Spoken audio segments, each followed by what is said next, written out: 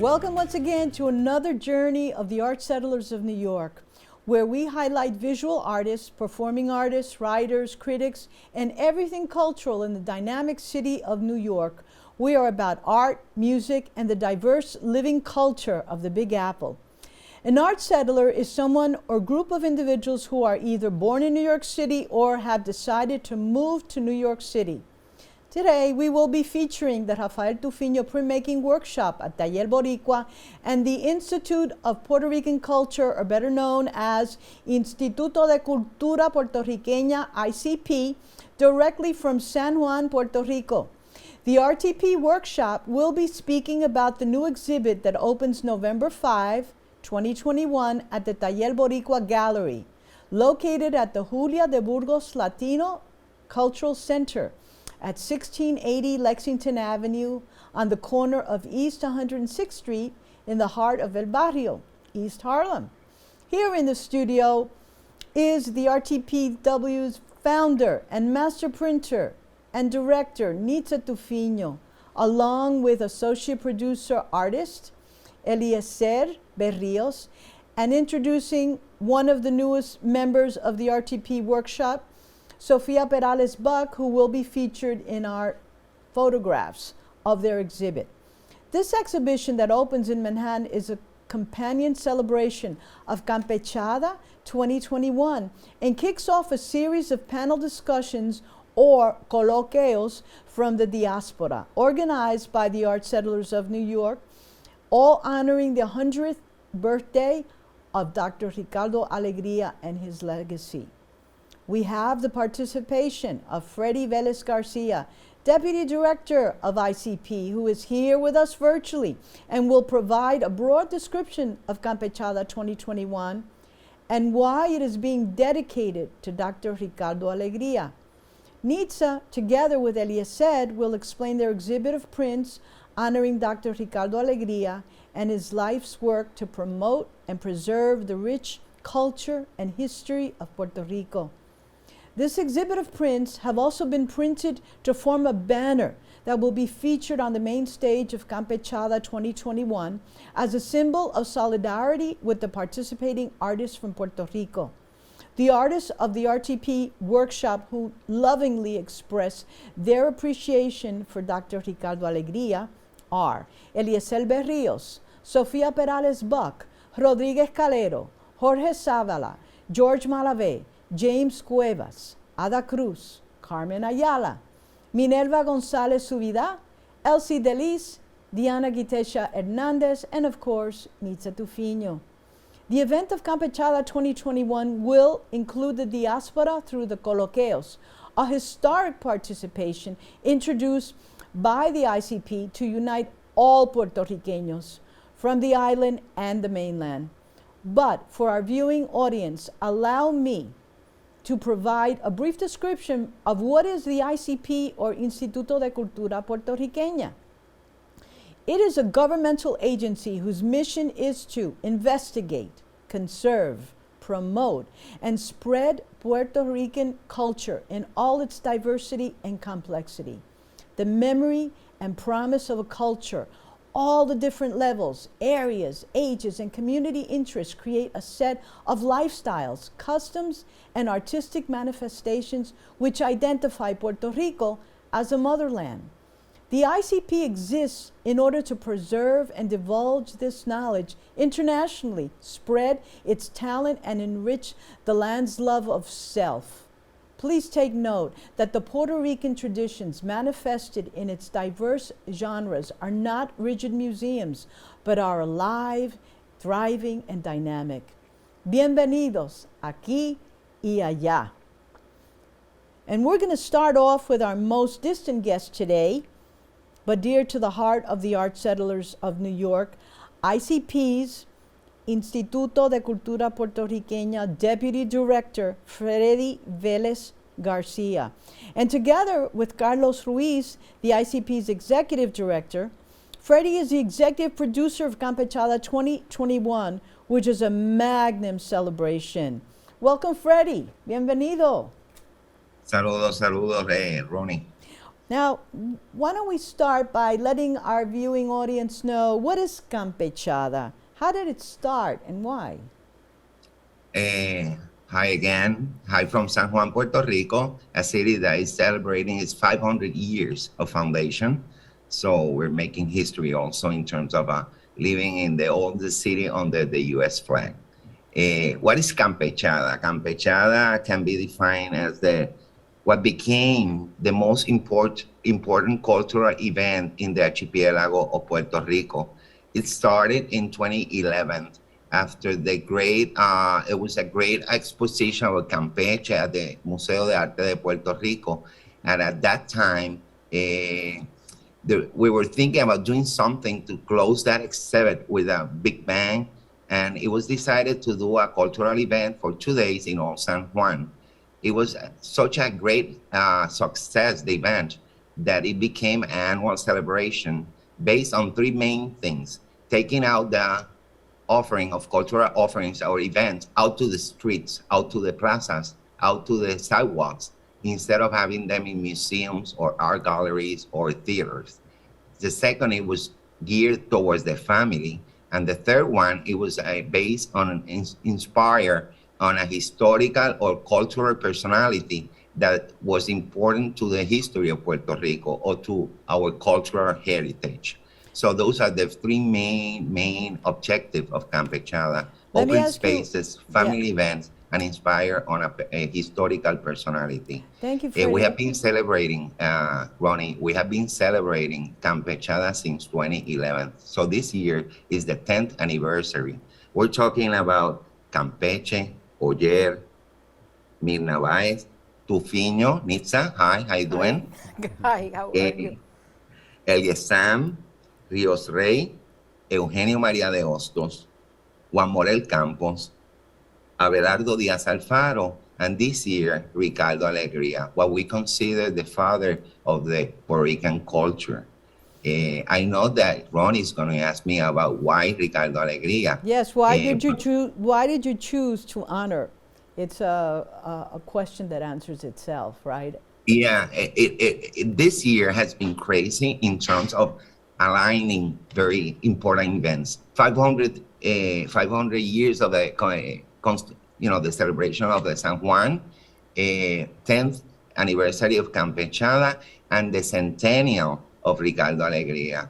If we didn't have Ricardo Alegría, we wouldn't have Old San Juan.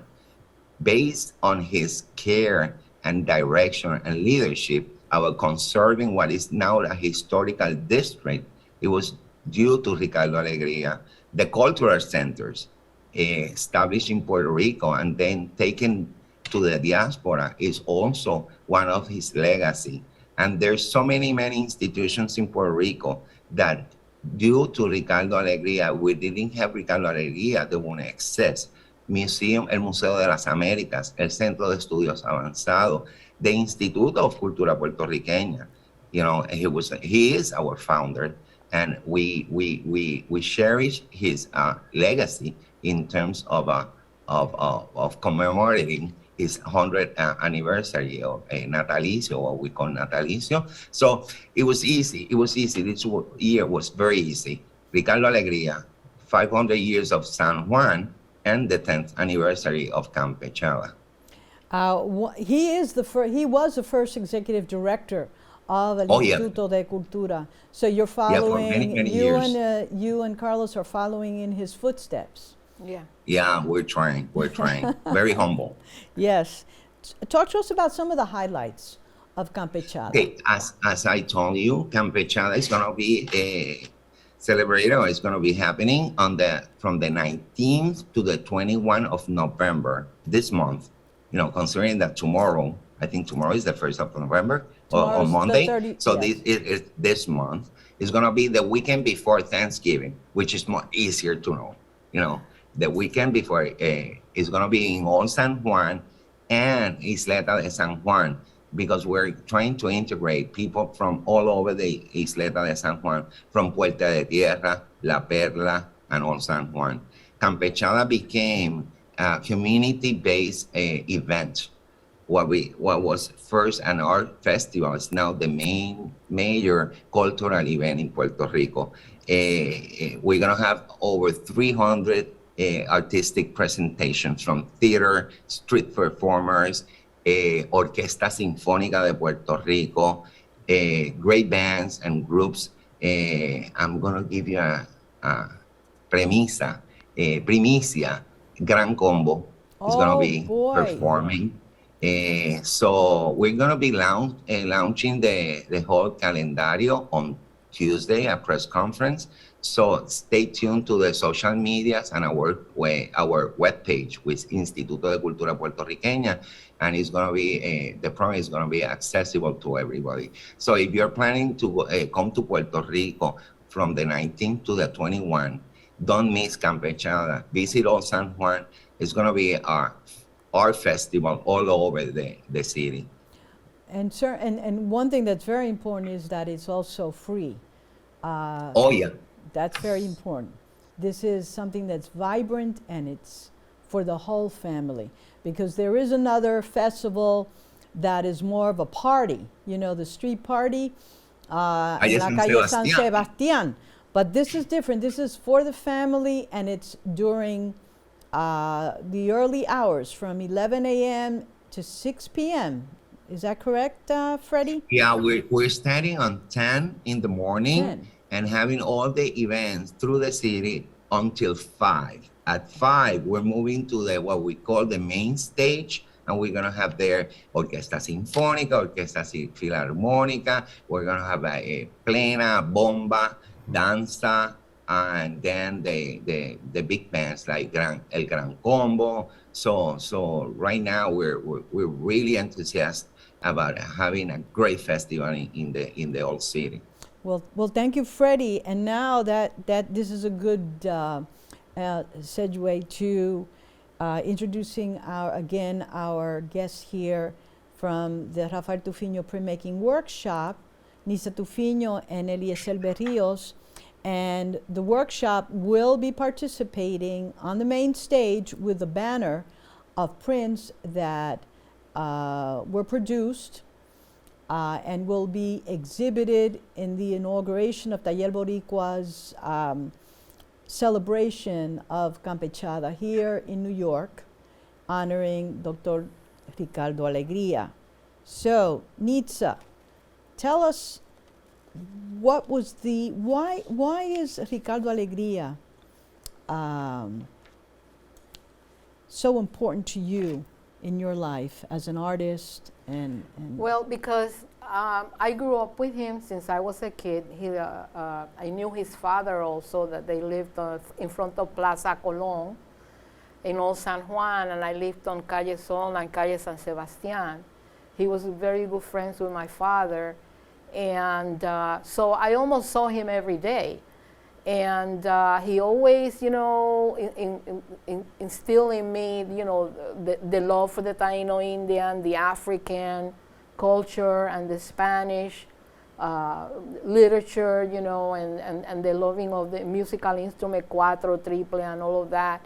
And many conversations since I was a kid having with him, and also through the Institute of Puerto Rican Culture, when he had a gallery and all of that in El Casino, which was right next to Plaza Colón, which you could go over there and see exhibits and things like that. And then he also created a school, La Escuela de Artes Plásticas, the Bachelor for Fine Arts. And when he started, it was by Bacardi in front of the Luis Muñoz Rivera Park. And I was about 15, and that first year when he started, I think I was like very, very young, but then later on I wanted to learn sculpture, and I wanted to learn, and I was only 15, so I used to go there, and I used to learn from Compostela, Luis Medina, Lopez del Campo, and when I was very young.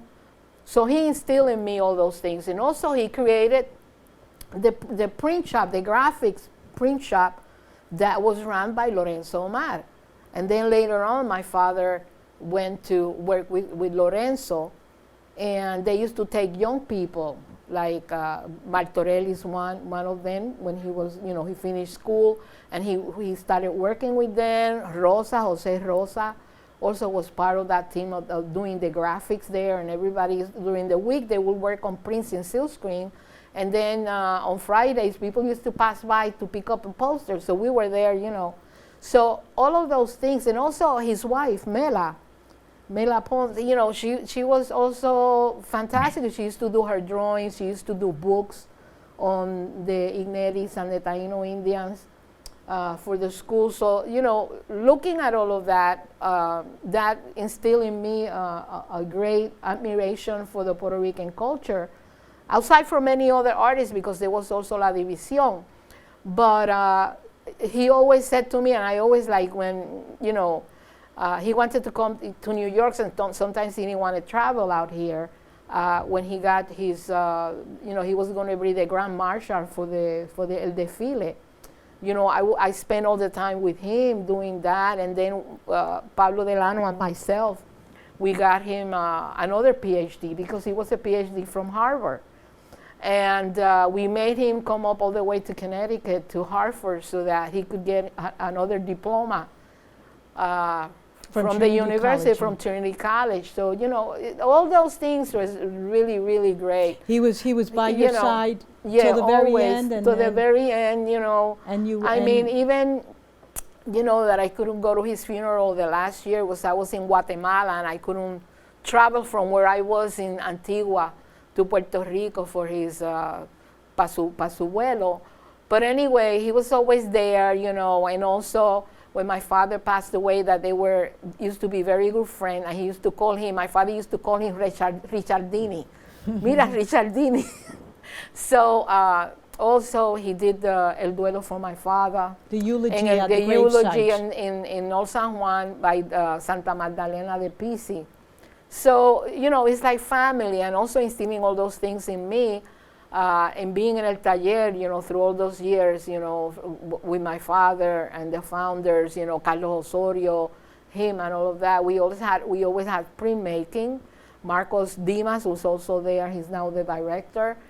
And for a while, we stopped doing the traditional prints, and now we brought it back to the traditional, no digital. We don't like to do digital, so we did traditional. So we set up a shop, and they was decided to name it the Rafael Tufiño Printmaking Workshop. And here enters Eliezer. So Eliezer is one of the artists that he could tell you more, how I took all this bunch of artists, and they were really trained in the arts in all different techniques, but they didn't know much about printmaking. So he can talk a little bit more about that. So Eliezer, how were you inspired with your print to honor Ricardo Alegría? You did some research and read.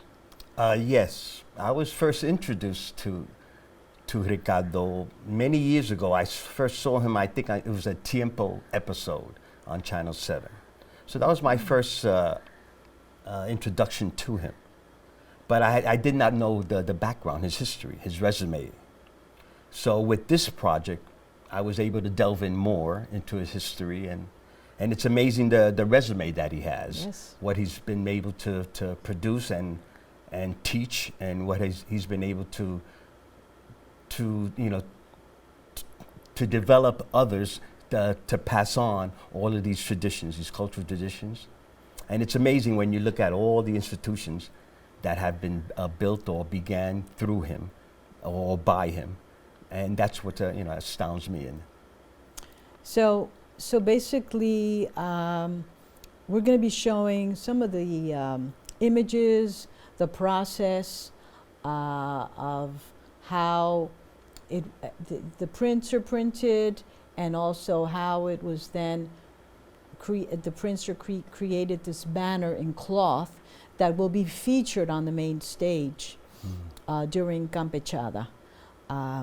And what I would like to know, Elias said, how you feel. See, growing up in New York City and being educated in New York City, we don't get this education about this. No. This is an amazing cultural hero. Mm-hmm. Correct? Yes, very much so. Yeah. So you were surprised, as you said, with right. with the depth of not his resume, but just his life experience. Correct. And his passion, to promote Puerto Rican culture. Correct. And back to the- particularly here in La Diaspora. Yes, and growing up through the Board of Ed here in New York, Yes. you don't get any of that information, as you mentioned. That's correct. And you often have to go outside, pick up info from your elders, or simply from the library, or do your own research to pick up on. Although we have a Center for Puerto Rican Studies at Hunter College, CUNY, but let's say if you are a biology major, you may not take any classes, so as a Puerto Riqueña, you have to make an effort to actually educate yourself, and what a rich history and what a rich culture we have, correct? Yes. So Nitza, tell us about what's going to happen with, we also have some images of the actual, that is being shown, that will be on the main stage at Campechada, where every artist was. So we're 13 artists. 13 artists. The one that's really sewing the banner, her name is Ife Felix. She's a master quilt maker. She's a master quilt maker. She's really fantastic. So each artist have gone in depth about the life of Dr. Ricardo Alegría, and each one has chosen a different technique within the printmaking techniques that we have. So we have linoleum, we have, monoprints, different techniques, silk screen, and everybody has done into it, and they have come up with one piece that they worked on. And we're going to be showing them, the ones that are done on prints on paper, we're going to be showing them on November 5th at Galeria Taller Boricua. But then we From also... what time? It's probably going to be on the weekends. We still have to put it in the website. But the opening is Friday? But the opening is Friday from 6 to 8 o'clock. You have to, show that you have a vaccine and all of that. There will be no beverages or anything like that because everyone of looks COVID. forward to the receptions that Taller Boricua has. Yes, at its openings with the great food, arroz con gandule, pernil. But this time we can't have that because of the Delta. So we have to be very careful with that. And then after that, we're planning to open on the weekends or maybe 2 or 3 days. It depends, with social distancing and still being careful with Delta. But so in order for our viewing audience, we will need them to go to the Taller Boricua website. Yeah, tallerboricua.org. Tallerboricua.org, and also the Facebook page, Taller Boricua. Yeah, it's in Facebook. Yeah. And or the printmaking workshop also Rafael has Tufiño a Facebook. Printmaking Workshop also has a Facebook page. Right. And Freddy Velez in Old San Juan, where should our viewing audience go to see the schedule for the official kickoff of Campechada 2021? It's going to be all over the social media. Look for Instituto Cultura Puertorriqueña or ICPPR, and at our webpage at also Instituto de Cultura Puertorriqueña. And we're going to be bombarding the media from next Tuesday, which we're going to have the official launching of the promotional campaign for Campechada. But remember, the weekend before Thanksgiving, 19th to 21st of November, be in Old San Juan and take part of Campechada, and you're not gonna regret it. We're definitely sure of that, and we really want to promote Campechada. A lot of Puerto Riqueños who live on the mainland have already gotten their tickets to go to Puerto Rico for Thanksgiving. This is a time to just put it in. If you're arriving not the Wednesday before Thanksgiving, but the weekend before, you have a date with Campechada 2021, and starting off November 19, November 20, November 21. You'll be able to see the Sinfónica de Puerto Rico, and also El Gran Combo, all for free, ladies and gentlemen, all for free. So I want to thank Freddy Velez for joining us at the Art Settlers of New York today, Nitza Tufiño and Eliezer Berríos. Please go to the opening on November 5th at Taller Boricua 1680 Lexington Avenue on the corner of East 106th Street from 6 to 8. And we will see you again soon. Thank you for viewing the Art Settlers of New York. Thank you, muchas gracias. Felicidades, bendiciones. La cultura vive aquí, la cultura vive allá. Todos somos puertorriqueños en la isla y en la diáspora. Muchas gracias, Instituto de Cultura Puertorriqueña. Los amamos.